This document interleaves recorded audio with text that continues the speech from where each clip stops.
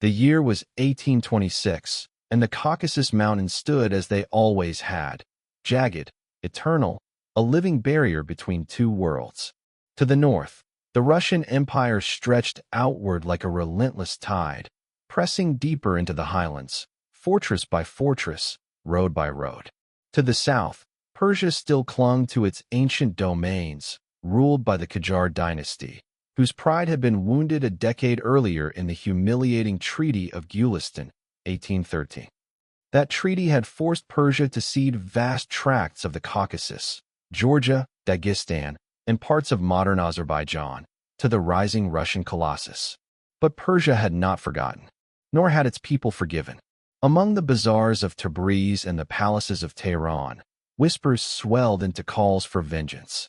The heir to the throne, Abbas Mirza, the bold crown prince of Persia, saw himself as the man destined to restore honor. Young, energetic, and fascinated by the armies of Europe, Abbas Mirza had already begun a bold project to reform Persia's soldiers into a modern fighting force, drilled and armed like those of Napoleon and the Tsar. The stage was set for collision, and the Caucasus, land of forests, rivers, and blood-soaked mountain passes, would be the crucible. The spark was lit in the summer of 1826. Encouraged by Britain and the Ottoman Empire, who feared unchecked Russian expansion, Abbas Mirza launched his offensive. Persian banners, green and red, swept northward, their muskets gleaming with imported European steel. Villages in Karabakh and along the Aras River watched as tens of thousands of Persian troops surged into lands they had lost, reclaiming fortresses and towns abandoned by surprised Russian garrisons. The Russians, for a moment, faltered. The empire's attention had been stretched thin. St. Petersburg was distracted by intrigues, and Tsar Nicholas I had only recently ascended the throne. The Persian gamble seemed to be working. In the valleys of Karabakh, Armenian villagers, long caught between empires, saw armies marching through their fields once more. Smoke rose from watchtowers, and rumor spread like wildfire. Persia has returned. But Russia was never slow to answer a challenge. Orders flew from the imperial court to the frontier. Veteran generals who had fought against Napoleon, hardened in the snows of 1812, now turned their gaze south. At their head was General Ivan Paskovich, a soldier of iron discipline and brutal efficiency. He knew that this war was not simply about territory. It was about imperial prestige. To retreat would be to appear weak. To advance meant to crush Persia once and for all. And so the Tsar's march began. The Caucasus in 1826 was no simple battlefield. Its mountains were as much an enemy as the opposing army. Soldiers staggered through passes where avalanches could bury entire regiments. Supplies had to be dragged by oxen along treacherous trails. For Persians and Russians alike, the land was merciless. Yet amidst this harsh terrain, faith and fury burned bright. Persian troops, led by Abbas Mirza, fought with the conviction of reclaiming stolen soil. Russian regiments, loyal to the Tsar, fought with the cold determination of the empire. By autumn, the war that had begun with Persian triumph would soon swing in favor of the Empire of the North. The Russians were coming, and they would not stop until they had marched through the heart of Persia's dreams. The Persian offensive of 1826 had begun with fire and confidence. Abbas Mirza's forces swept through the Caucasus, retaking much of Karabakh and advancing deep into lands they believed rightfully theirs. For the first time in years, Persian banners flew proudly on fortress walls north of the Aras. But victories in the summer sun are fragile, and Persia soon discovered the fury of the empire it had challenged. When word reached St. Petersburg that Persian troops were driving Russian garrisons before them, Tsar Nicholas I was incensed. The young monarch, still cementing his authority after the turbulent Decembrist revolt of 1825, could not afford humiliation. If Persia was allowed to dictate terms in the Caucasus, what message would it send to the rest of Europe? The Tsar's prestige, indeed, the empire's image as an unstoppable force, was at stake. Orders were clear. The frontier must be restored, and the Persians punished. Into this storm stepped General Ivan Paskovich, newly appointed commander of Russian forces in the Caucasus. Paskovich was no ordinary officer. He was a veteran of the Napoleonic Wars, a man who had watched Moscow burn and Paris fall. Hardened, pragmatic, and merciless in pursuit of victory, he was the embodiment of Russian military resolve. To him, the Caucasus was not just a battleground, it was the gateway to empire. Whoever controlled these mountains held the key to the Caspian and beyond. The Russian counterstroke began swiftly. Regiments of grenadiers, Cossack horsemen, and artillery columns moved southward, winding their way through the gorges and valleys of Georgia and Armenia. The empire's war machine, slow to awaken, now gathered momentum like an avalanche. By late autumn, Persian gains were already under threat. The first major blow fell at Shusha, the fortress citadel of Karabakh. Long considered the jewel of the highlands, its stone walls crowned the cliffs above sheer ravines, nearly impregnable. Persian troops had encircled it, laying siege and hoping to starve the defenders into submission.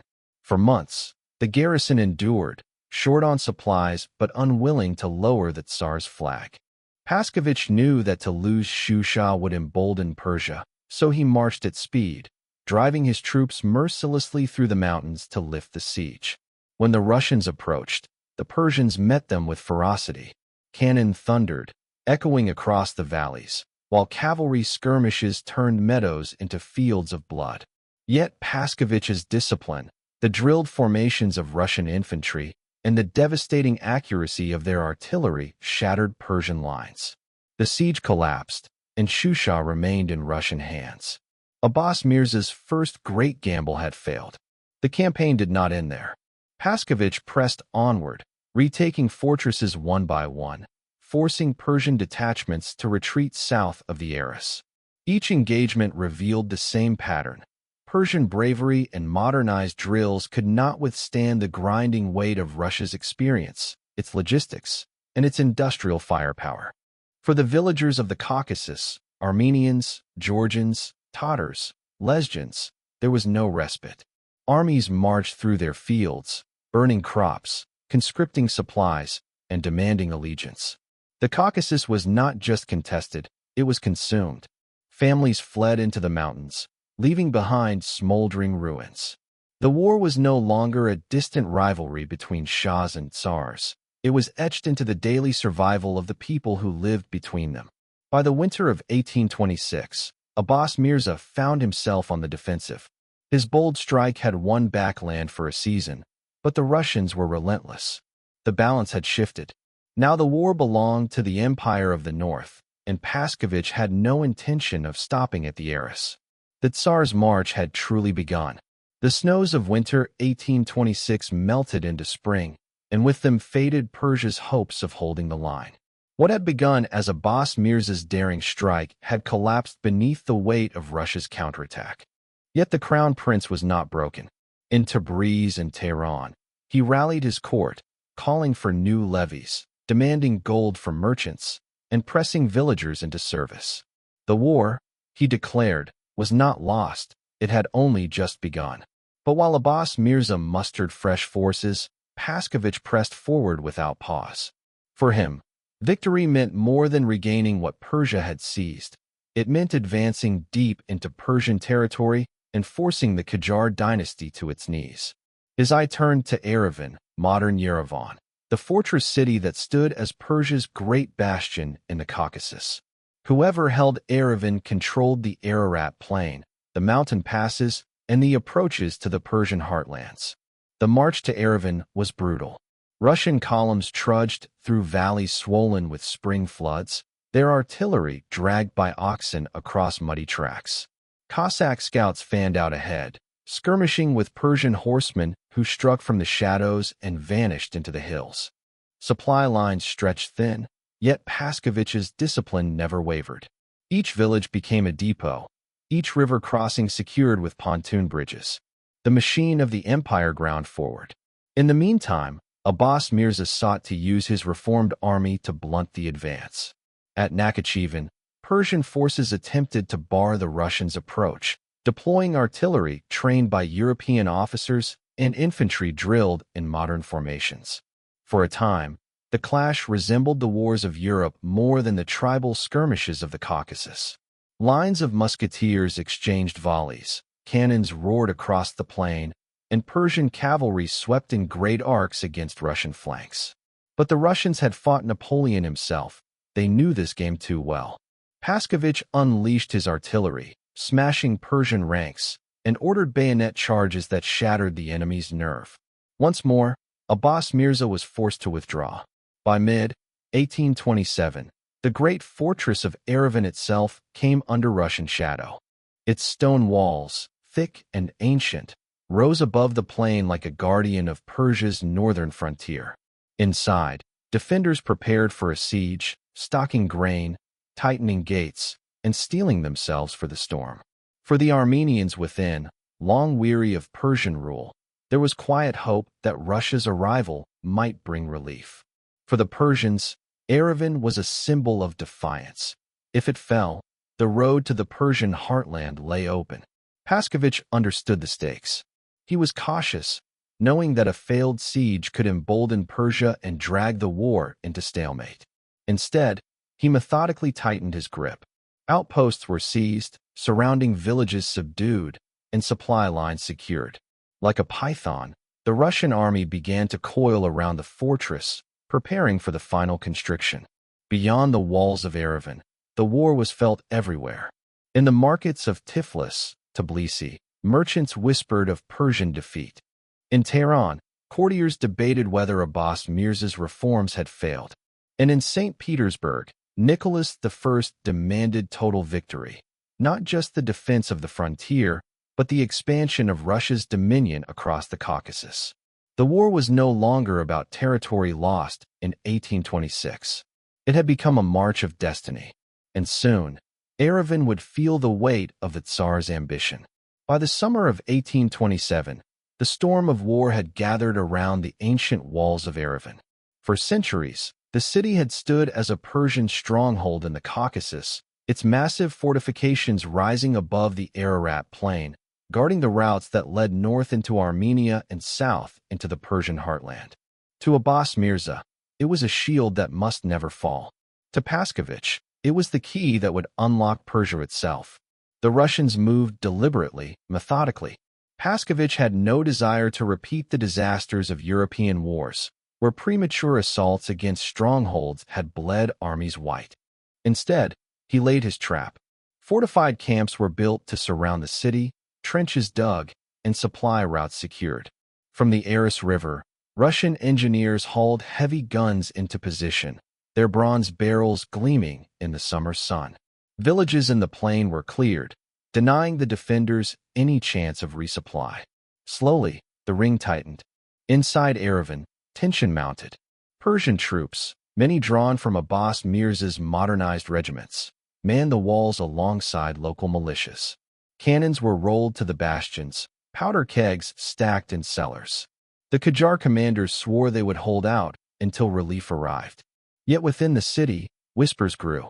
The Armenian population, long resentful of Persian taxation and raids, cast furtive glances northward, wondering if the Russians might bring deliverance. Loyalty fractured behind closed doors, even as drums beat defiantly on the ramparts. The siege began with thunder. Russian artillery opened fire, their guns pounding the stone walls day after day. The roar echoed across the plain, each impact tearing great scars in Yerevan's ancient defenses. Clouds of dust and smoke rose above the city as masonry crumbled. At night, the glow of fires lit the sky, and the cries of the wounded carried through the darkness. But the Persians did not yield easily. From the walls, their own gunners answered, firing down upon the Russian trenches. Skirmishes broke out in the countryside as Persian cavalry harassed supply wagons, vanishing into the hills before Cossack riders could respond. Abbas Mirza himself attempted to rally relief forces, urging his commanders to march north and lift the siege. Yet again and again, Paskovich intercepted them, defeating Persian detachments in sharp, brutal encounters. Weeks turned into months. Hunger began to gnaw within the city. Grain stores dwindled, Disease crept through cramped quarters, and morale faltered. Still, the defenders clung to hope that the crown prince would arrive in time. Then, in October 1827, Paskovich made his move. Russian engineers, having weakened the walls with weeks of bombardment, prepared the final assault. Scaling ladders were built, breaches widened, and soldiers massed in silence before dawn. When the order came, the attack was ferocious. Waves of grenadiers surged against the bastions, musket fire flashing in the gloom, bayonets gleaming red. The Persians fought with desperate courage, but the cracks had already spread too deep. By the day's end, the fortress of Yerevan had fallen. Russian banners unfurled from its towers, and the Tsar's eagle cast its shadow across the Ararat plain. For Abbas Mirza, it was a shattering defeat. The fortress that had stood as Persia's northern shield was now lost, its fall echoing like a thunderclap across the Qajar court. The capture of Yerevan was more than a military victory. It was a political earthquake. In the villages of Armenia, locals greeted the Russians as liberators. In Tehran, panic seized the court, where voices whispered of suing for peace. And in St. Petersburg, Nicholas I exulted, seeing the war as proof that Russia's destiny lay in pushing ever deeper into Asia. The Tsar's march had broken Persia's wall. Now the road southward was open, and Paskovich intended to press on until the Qajar dynasty itself bent to the empire's will. The fall of Yerevan in October 1827 sent shockwaves far beyond its ruined walls. For centuries, it had been the Qajar fortress of the north, a bastion against invasion. Now, with Russian banners flying above its towers, Persia's shield lay shattered. Across the Caucasus, villages whispered that the war was lost. In Tabriz, merchants shuttered their stalls. In Tehran, courtiers spoke in hushed tones of disaster. Even Abbas Mirza, the architect of reform and the hope of Persian revival, felt the weight of looming defeat. Yet the war was not over. With winter approaching, Paskovich pressed his advantage. The capture of Yerevan was not just symbolic. It gave the Russians a forward base, control of the Ararat plain, and a launch point deeper into Persian territory. His next target was clear: Nakhichevan, another fortress city guarding the road toward Tabriz. The march south was relentless. Russian columns, hardened by months of campaigning, crossed the Aras River, their supply trains dragging through mud and frost. Cossack scouts harried the countryside, scattering Persian cavalry, while engineers built bridges across every stream. Villagers along the way, weary of endless war, surrendered without resistance, offering bread and livestock to the advancing soldiers. At Nakhichevan, resistance faltered. The Persian garrison, demoralized after Yerevan's fall, put up only token opposition before abandoning the city. Paskovich's forces marched in triumph, raising the imperial eagle above its gates. The Russian general now held two of Persia's key fortresses in the Caucasus, an achievement unthinkable only a year before. But Paskovich was not satisfied with fortresses alone. His ambition stretched further, to strike at the beating heart of Abbas Mirza's power. Tabriz, the second city of Persia, seat of the crown prince, and jewel of the northwest. For Abbas Mirza, the threat was dire. He had thrown his modernized army into the defense of the Caucasus, only to see it shattered again and again.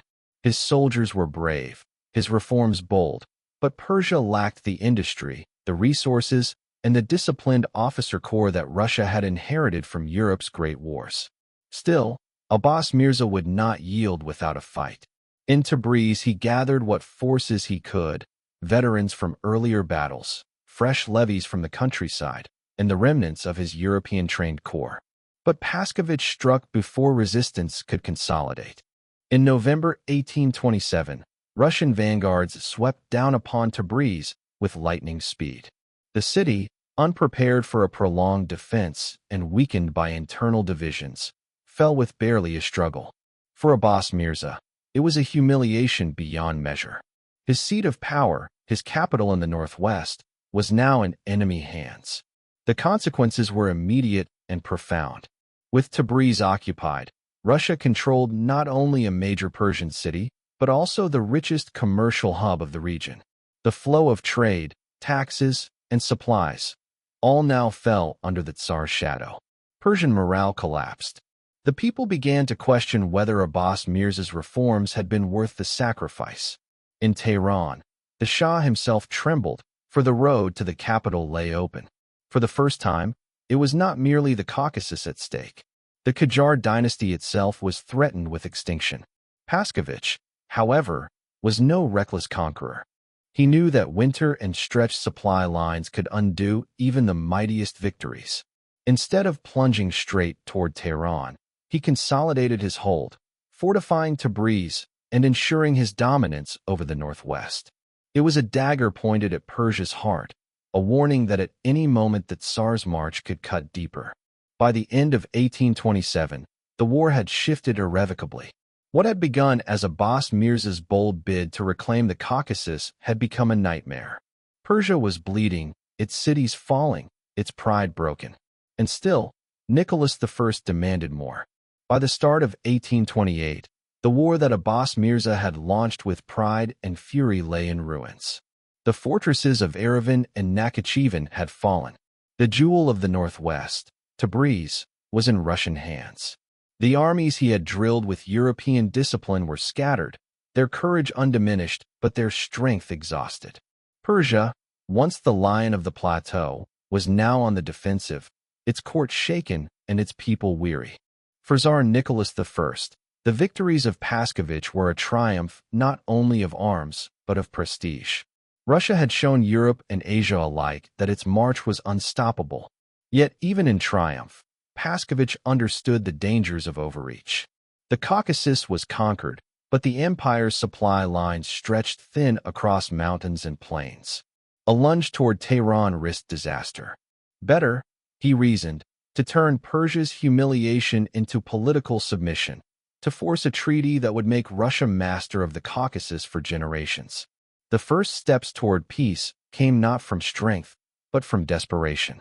In Tehran, the Shah and his advisors faced bitter truth. The Qajar dynasty itself was imperiled. The Russians were only weeks of marching from the capital. Abbas Mirza, though still determined, recognized that his reforms and bravery could not match Russia's relentless advance. With a heavy heart, he opened channels for negotiation. The chosen site was Turkmenchay, a small village near Tabriz. There, amidst winter snows, Persian envoys came to parley with Paskovich, their silks and turbans a stark contrast to the iron uniforms of the Russian staff. The scene was one of humiliation. Persia, proud heir to centuries of empire, bowing before a conqueror. Yet survival demanded sacrifice. The terms Paskovich dictated were harsh, harsher even than the Treaty of Gulistan 14 years earlier. Persia would cede vast territories, the Khanates of Yerevan and Nakhichevan, confirming Russia's hold over Armenia and much of present-day Azerbaijan. The Aras River would mark the new frontier, a scar drawn across the land. But the humiliation did not end with land. Persia was forced to pay a crushing indemnity of 20 million silver rubles, a sum so vast that it threatened to bankrupt the Qajar treasury.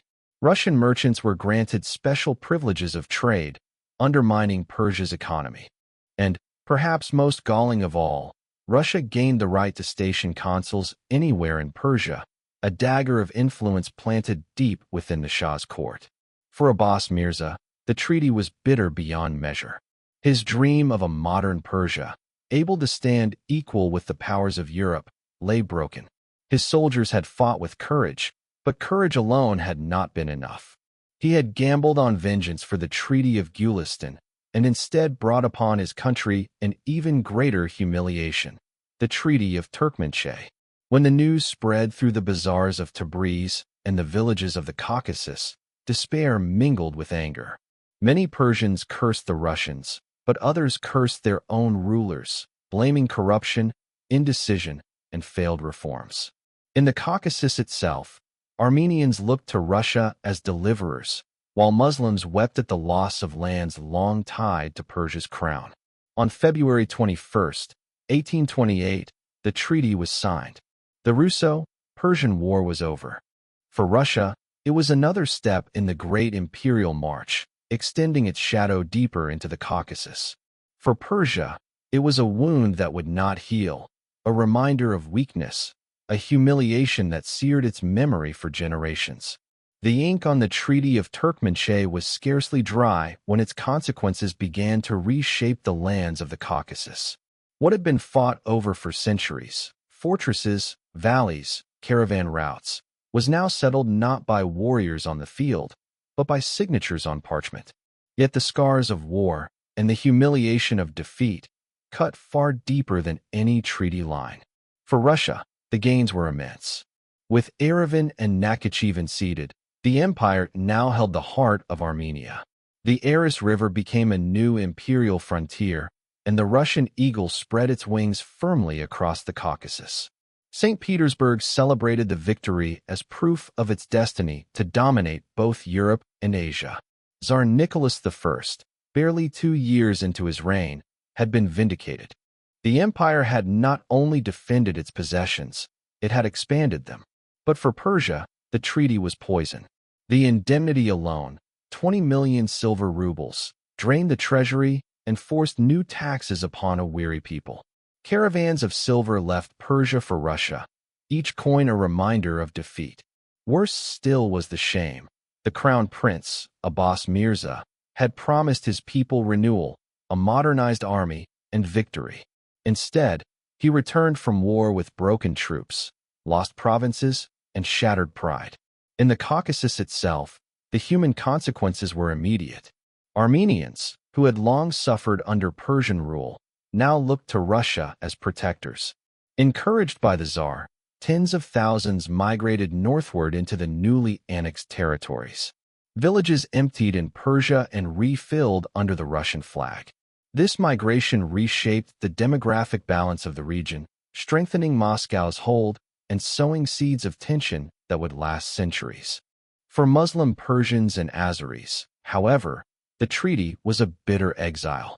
Lands their families had cultivated for generations were now beyond their reach. Borders, once porous, were sealed by imperial garrisons. The Aras River, once a lifeline of trade and kinship, had become a boundary of separation.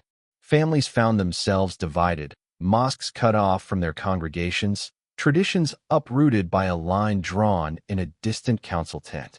At home, Abbas Mirza bore the brunt of anger. Though still the heir to the Qajar throne, his reputation was scarred. Many Persians had admired his reforms, his attempt to bring Persia into the modern age with European-trained soldiers and factories of war. But what good were reforms if they ended in catastrophe? To his admirers, Abbas Mirza remained a tragic figure, a visionary crushed by overwhelming odds. To his critics, he was reckless, dragging Persia into a war it could never win. The Shah, aging and cautious, fumed at the humiliation but could do little. Persia's weakness had been laid bare for all to see. The Ottomans, the British, even the Afghans watched closely, calculating their next moves against a wounded empire. The prestige of the Qajars was diminished, and the throne seemed fragile. For the ordinary people of Persia, the aftermath was harshest of all. Taxes rose to pay the indemnity, grain prices soared, and famine stalked the land. Soldiers returned home crippled, their muskets and uniforms reminders of a feudal struggle. Merchants grumbled that Russian trade privileges strangled local markets. In the bazaars, storytellers no longer sang of Persian glory, but of loss, of lands beyond the Aras that would never return.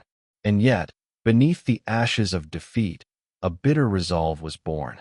The Russo, Persian War of 1826 to 1828 had shown Persia its weakness, but also its need for transformation. Abbas Mirza's dream was not entirely dead. Though he had failed in battle, the lesson of modernity remained. The empire would have to change or perish. By the autumn of 1827, the war had reached a decisive moment. Both the Russians and the Persians knew that the conflict could not be prolonged indefinitely. Russia, though victorious on most fronts, was straining to keep its supply lines stretched across the Caucasus, while Persia, battered and humiliated, desperately sought a reversal of fortunes. Into this tense atmosphere came the siege of Yerevan, the most crucial fortress in Persian Armenia, the jewel of the Ararat Plain, and the final bastion between the Russian armies and a complete domination of the Caucasus. Yerevan was no ordinary city. It was a fortress of ancient stone, sitting on the banks of the Hrazdan River, guarded by thick walls and watchtowers that had endured centuries of raids, wars, and imperial ambitions. The Persians believed Yerevan to be impregnable. Its position on elevated ground and its heavy fortifications were said to be the work of both men and heaven. Within its walls lived thousands of Armenians, Persians, and Tatars, all watching nervously as the Russian army, under the command of General Ivan Paskovich, advanced relentlessly toward them. Paskovich understood that the capture of Yerevan would not only secure Russian supremacy in the Caucasus, but also deliver a psychological blow from which Persia could not recover. Yet he also knew the cost. Storming a fortress of such strength could bleed his army dry. Instead, he chose patience and calculation. Russian artillery was dragged into position, heavy guns aimed at the fortress walls, while engineers dug trenches and siege lines inching closer with each passing night. The siege began in September, and the cannons thundered day after day, breaking stones, shaking towers, and filling the air with dust and screams. Inside the city, the defenders fought with stubborn resolve. Persian soldiers manned the battlements, firing muskets and hurling stones, while Armenian civilians prayed in their churches for deliverance. Supplies quickly dwindled, bread became scarce, water fouled, and disease spread among the population.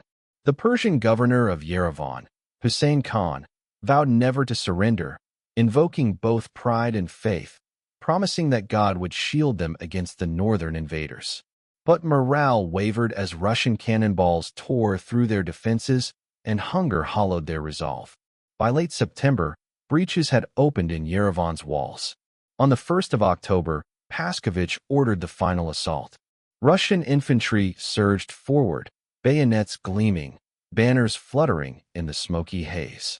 The fighting was brutal, with Persians defending street by street, rooftop by rooftop, turning every alley into a killing ground. Yet the Russian discipline and relentless artillery fire could not be resisted forever. By the next day, Yerevan had fallen. The fall of Yerevan was catastrophic for Persia. For centuries, the fortress had stood as the shield of its northern provinces, and now it was in Russian hands. Thousands were taken prisoner, including the governor himself, while Russian soldiers marched triumphantly into the citadel. The Armenian population, weary of Persian domination and hopeful of Russian promises, greeted Paskovich's entry with cautious relief, believing that Christian rule might bring respite from centuries of Persian-Turkish struggle. For Russia, the victory at Yerevan was more than a military triumph. It was the key that unlocked the Caucasus. With Yerevan secured, the Russians could dictate terms of peace from a position of absolute strength. The war that had begun with Persian confidence in 1826 was now turning into a desperate struggle for survival. The Tsar's march had reached its peak, and the Empire of Persia, once a mighty power of Asia, now stood humbled, its great fortresses in ruins, its armies scattered, and its people exhausted. The final act of the war was approaching, and it would come not with a grand battle in the field, but with the signing of a treaty that would forever redraw the map of the Caucasus. By the summer of 1827, the war had turned decisively against Persia. Abbas Mirza's army, battered from repeated defeats and unable to draw reinforcements from the distant heartlands of Iran, had withdrawn deeper into the interior. But the Caucasus remained in flames. At the center of the storm loomed Yerevan, a fortress city perched above the banks of the Hrazdan River, girded by massive walls and towers that had withstood countless sieges. Whoever controlled Yerevan controlled the routes into Armenia and beyond, and for Tsar Nicholas's generals, its capture was nothing less than essential to ending the war. In September, the Russian commander Ivan Paskovich led his forces against Yerevan. His army, seasoned from campaigns across the Caucasus, now numbered nearly 30,000 men with artillery batteries capable of shaking the very ground. The fortress was defended by roughly 4,000 Persian troops, joined by local Armenian and Tatar militias loyal to the Shah. The defenders relied on Yerevan's thick walls, its labyrinthine streets, and the courage of men who believed they were the last bulwark against Russian domination. The siege was brutal. Russian cannon thundered day and night, pounding the bastions, while trenches crept steadily closer under the cover of darkness. The city's defenders answered with sorties and ambushes, spilling blood in the narrow gullies leading to the walls. Smoke filled the air as homes and markets within Yerevan burned from artillery fire. The civilian population, trapped inside, suffered horribly. Famine, disease, and the terror of shells raining from the sky reduced the once bustling city to a place of despair. Paskovich was determined to break Yerevan swiftly. On October 1, 1827, Russian forces launched a full-scale assault. Infantry columns surged forward under covering fire, storming breaches in the walls while grenadiers clambered up ladders amid a hail of musket balls. The defenders fought with ferocity, but the disparity in numbers and firepower was overwhelming. By midday, Russian troops had poured into the city, and Yerevan's last resistance collapsed. The fall of Yerevan marked the collapse of Persian hopes in the Caucasus. With the fortress lost, Abbas Mirza could no longer hold Armenia. Russian banners flew over the citadel, and the Tsar's army stood poised to strike deeper into Persia itself. The capture of Yerevan not only shattered Persian morale, but also convinced many local Armenians that the future now belonged to Russia. For Tsar Nicholas, it was a moment of triumph. The conquest of a city long considered the heart of Armenia, and a decisive step toward forcing Persia to the negotiating table. The walls of Yerevan, cracked and blackened, bore witness to centuries of struggle, but in 1827, they could not withstand the new age of imperial power, where cannons and disciplined armies ground down kingdoms with relentless certainty. For Persia, the loss was a wound that cut deep, both strategically and symbolically, as one of its proud frontier fortresses had fallen to the march of the Tsar. With Yerevan fallen in October 1827, the war entered its final, devastating phase. The fortress city had been Persia's shield in Armenia. Now, with its gates smashed and its people subdued, the road into Persia itself lay open. For the Russians, the campaign had shifted from conquest of frontier provinces to the threat of invasion deep into Iranian lands. For Persia, the war had become a desperate struggle for survival. Crown Prince Abbas Mirza, exhausted from repeated defeats, gathered what forces he could to protect the heartland. His army, however, was a shadow of what it had been. The campaigns of 1826 and 1827 had drained its strength. Thousands had been killed, captured, or deserted. The reforms he had worked so hard to build, drilling Persian troops in European style, could not match the overwhelming discipline and firepower of the Tsar's battalions. Still, Abbas Mirza refused to abandon the fight. He positioned his remaining men around the city of Tabriz, the jewel of northwestern Persia, hoping to block the Russian advance. Tabriz was not just another city. It was the seat of the crown prince himself, a thriving center of trade, and a gateway into the deeper provinces of Iran. To lose it would be to expose the Persian heartland, and perhaps even Tehran itself, to Russian conquest. The people of the city, merchants, craftsmen, and soldiers alike, knew that their fate now hung by a thread. General Paskovich advanced southward with his army, emboldened by victory. Russian columns marched through the autumn rains, their supply lines stretched but secure, carrying with them the aura of inevitability. Villages along the way surrendered rather than face destruction, and many local tribes, sensing the tide of power, offered their allegiance to the Tsar. Persian outposts crumbled before the advance. Scattered cavalry skirmishes could not stop the slow, grinding approach of the Russian war machine. By November, Russian vanguards were approaching Tabriz. Panic spread through the city. The bazaar, once alive with trade caravans, grew silent. Rumors swirled that Russian cannon would reduce the city to rubble, as they had in Yerevan. Abbas Mirza faced a terrible choice: to risk annihilation in battle against Paskovich's overwhelming force, or to seek terms that might preserve what remained of Persia's sovereignty. The moment had come when even the Shah in Tehran realized the futility of prolonging the conflict. Defeat after defeat had shattered Persia's armies. Its treasury was drained, and famine stalked the land. To continue fighting meant the possibility of losing not just provinces, but the very core of the kingdom. Thus, in late 1827, emissaries were sent from the Shah's court to seek peace. They carried with them humiliation but also urgency, for if Russia took Tabriz, the road to Tehran itself would stand open.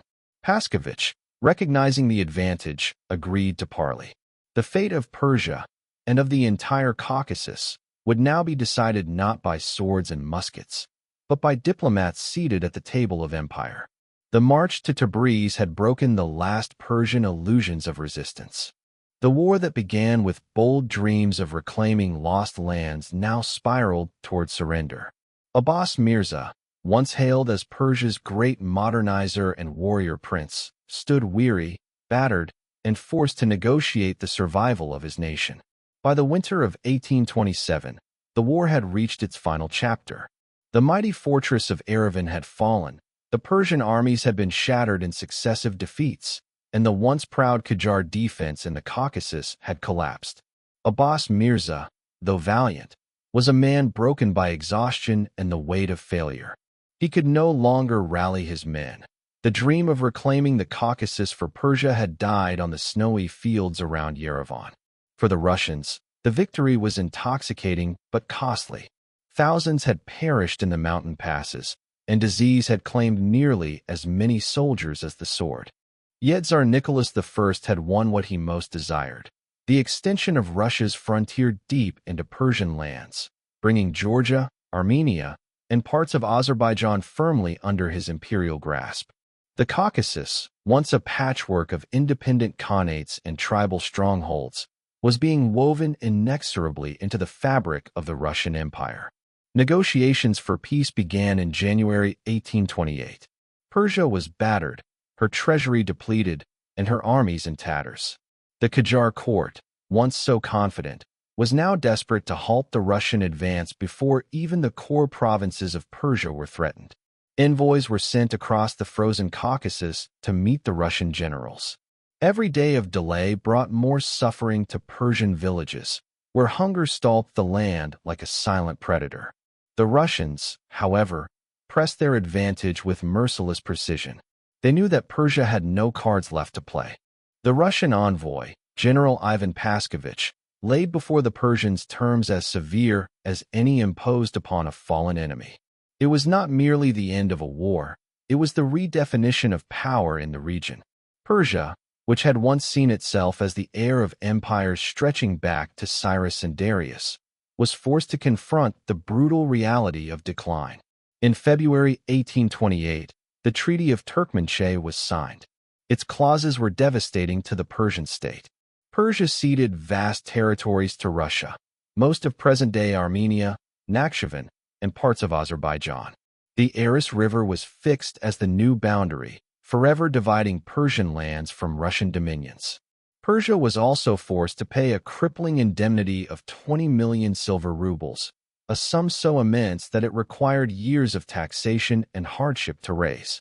Perhaps most humiliating of all, the treaty granted Russia extraterritorial rights within Persia itself. Russian merchants were given special privileges. Russian subjects were beyond the reach of Persian law. It was a dagger thrust into the sovereignty of the Qajar throne. The Persian court mourned its losses as if a death had been proclaimed. Poets wrote of the shattered Caucasus as a severed limb of the Persian body, amputated by the surgeon's blade of fate. Abbas Mirza, though praised for his courage, carried the scar of defeat for the rest of his life. He had tried to reform Persia's army, to modernize it in the face of Russian steel, but the old order had not been ready to adapt. His reforms, though groundbreaking, came too late to save Persia from humiliation. For the Caucasian peoples, the treaty was equally transformative. Armenians, long oppressed under Persian rule, looked to Russia as their new protector, while many Muslims of the region mourned their absorption into an alien empire.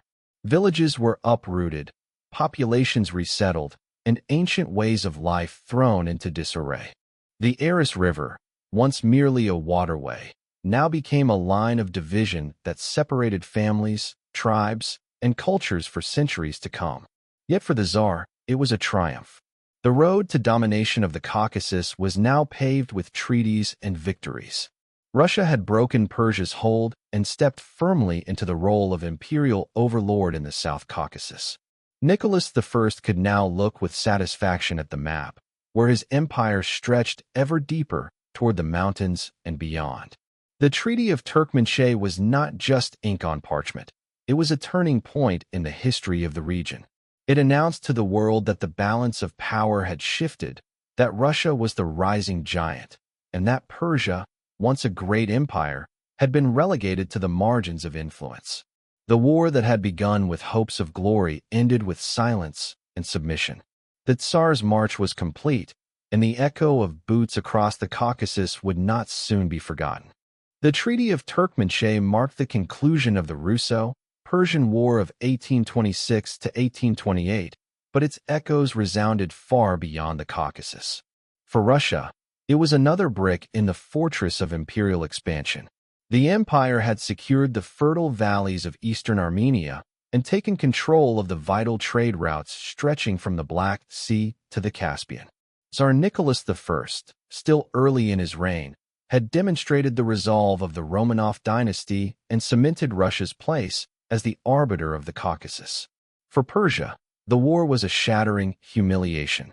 Twice in a single decade, the Qajar monarchy had been defeated by the northern Colossus. The losses at Gulistan, 1813, had already cut deep. Now, with Turkmenchay, Persia lost its claim to the last remnants of its northern frontier. Armenians, once subjects of the Shah, found themselves under the double-headed eagle of Russia.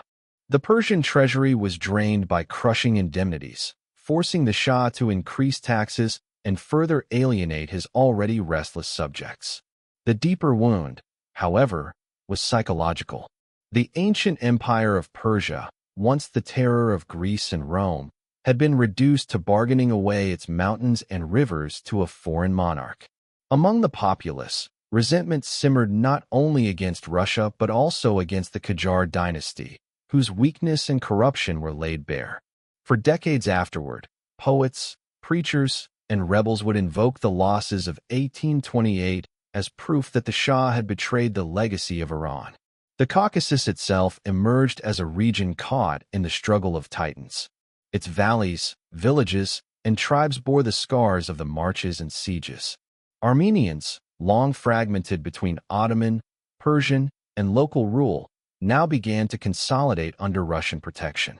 For many, the Russian arrival meant a reprieve from Persian and Ottoman rivalries, but it also meant the erosion of local autonomy and the weight of imperial administration. Georgians, Azeris, and mountain tribes all found themselves caught in a new imperial reality, one where the Tsar's authority extended deeper with every passing year. Yet, history rarely ends neatly. Russia's victories sowed seeds of resistance among the peoples of the Caucasus. Only a year after Turkmenchay, in 1829, the assassination of the Russian diplomat Griboyedov in Tehran revealed the fury bubbling beneath the surface. The war may have ended, but the resentment it generated would continue to flare in Chechen resistance, in Persian reform movements, and in the shifting alliances of the great powers. In the wider world, the war confirmed a truth: the balance of power was tilting. The Ottoman Empire, Persia, and other eastern polities were weakening, while Russia advanced relentlessly. Europe watched carefully, for every Russian march southward threatened to redraw the map of the Near East. Britain, in particular, noted Russia's growing foothold near the Persian Gulf and India, setting the stage for the great game that would dominate the 19th century.